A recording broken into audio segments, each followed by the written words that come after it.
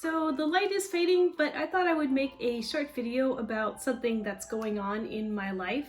I'm used to being perceived as the rude one, or the one that's too harsh, or the one who doesn't intend to be harsh but doesn't quite know the thing to say and says something that's literally true, but everyone's like, oh my gosh, Stephanie, like, so blunt, you should not have said that, like it was so awkward for everyone.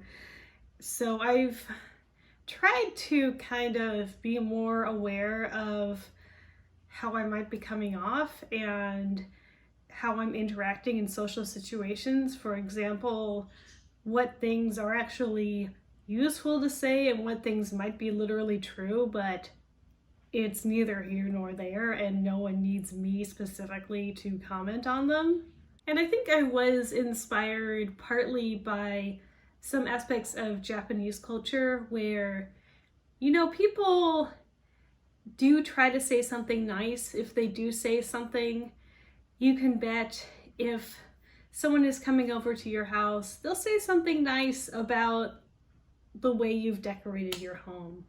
They'll comment on some pictures or some arrangements or some furniture that they think is cool. And I think that's kind of a nice way to be, like, of all the things you could comment on when you're interacting with a person, you choose to pick out something nice and draw attention to that. And I think it's nice to be on the other side of that as well and say, like, oh, yeah, I did work hard on that floral arrangement. It's so nice that my friend noticed. I feel good now. I feel kind of appreciated. I wasn't sure if it was cool or not, but now I know it's cool. I also tend not to be that argumentative. I have opinions, but often it's very hard for me to stand up for myself because people just tend to talk over me and to think I'm stupid. So often there doesn't seem to be a point to argue with people who are so sure that they're right.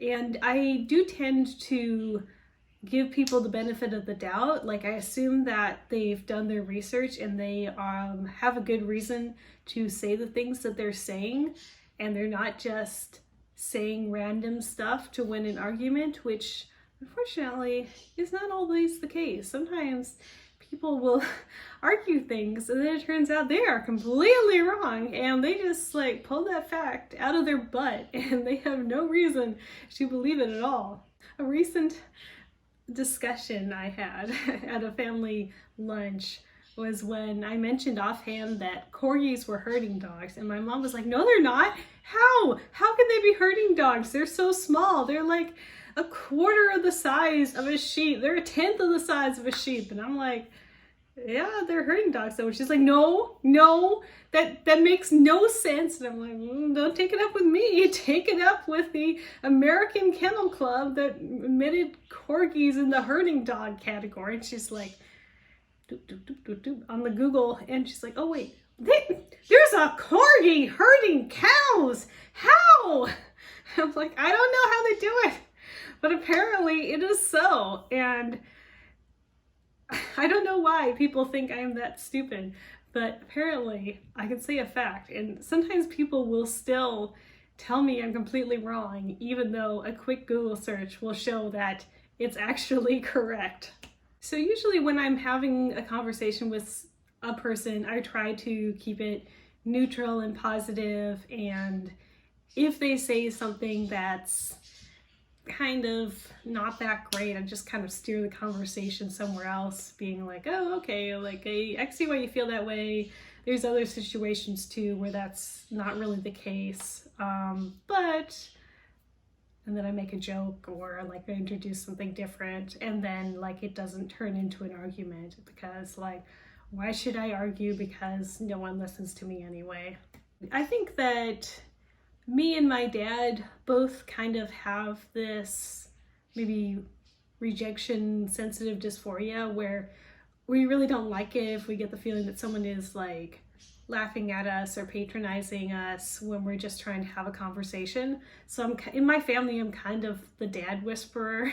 I mean, obviously he also is easier on me because I'm his only daughter, so I can get away with more, but I kind of like automatically know how to talk to him in a way where it doesn't like turn into like a family snipe fest.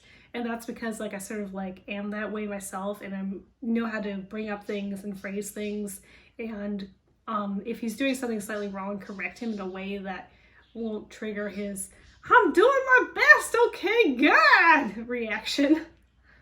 I was having a conversation with him today where he asked me, "Are those new glasses?" And I could have said, "Dad, I've had these since January, which was like 7 months ago. Oh my God, you didn't notice." But I know how it is to be the person who just does not notice new haircuts or new glasses. And then one day it's like, oh, new glasses. And it's actually been that way for a while, and how awkward that is because you feel kind of bad for not noticing. So I just said, oh yeah, I got these ones this year. My old ones are brown and my new ones are rose gold. And then he said something like about how they're bigger than my old ones. And I was like, yeah, I kind of like them though, because I'm not seeing the edges of them all the time, and I feel like I'm looking through the glasses, which is ideal. I don't know if that was a dig on my glasses being too big or not, but I just chose not to take it that way. So that was like an example of a conversation where I could have laughed at someone, but you know, it wasn't a big deal, so it was pretty understandable, so I chose not to. And where I could have taken something as criticism, but I also chose not to because I don't think it was meant that way.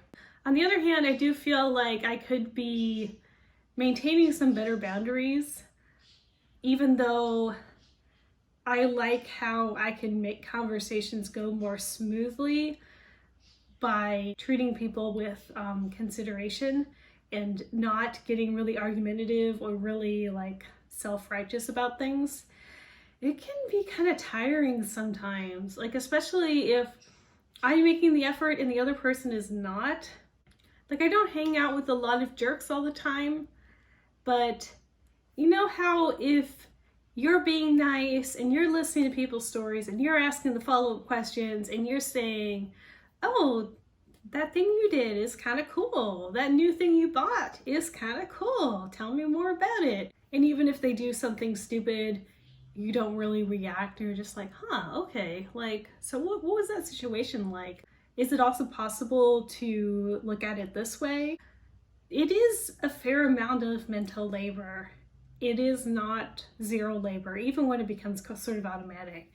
And so if you're like being that polite person and they're just like talking about themselves nonstop, bragging about all the shit they've done, gossiping about all the drama they're going through, and they don't ask you anything about yourself. Or even weirder, they do talk about you, but everything you do makes you the butt of the joke somehow. Like literally everything you do, if you take a sip of coffee, they'll be like, yuck, yuck, yuck. Taking a sip of coffee there, must really want your coffee. Oh my God, you drink coffee literally all the time. And it's just like, why? Like, why do you have to snip on me drinking my coffee? I have literally never snipped on anything you've eaten or drunk. Showing kindness when you're communicating with others is a really good skill to have, but I think besides when you're practicing it and you're trying to just work it in and make it automatic, you don't need to keep it up all the time. And that doesn't mean you need to be rude to people, but I think sometimes you can recognize when someone is being exhausting and just kind of slow down that conversation and realize, you know, this person is kind of a lot. Maybe I should expend more effort on the people who I get on with better and are nicer to me, and not spend as much time with this person who is self-obsessed and kind of frustrating. Maybe I'm being a little bit mean because it's possible these people don't know that they're pissing me off, but I found that there isn't really a point in calling them out because they won't get it. If they were at all mindful about what came out of their mouths, they wouldn't really be like this in the first place. And I found that for me to be comfortable, I need to have a level of trust built already before I engage with someone in a deeper way. It's not something I can do if the superficial level is already not so great. So anyway, that is my advice, and that is what I've found. You learn things, and then you refine them, and then you learn more, and that's just what the process is. So anyway, thanks for watching my video. Bye!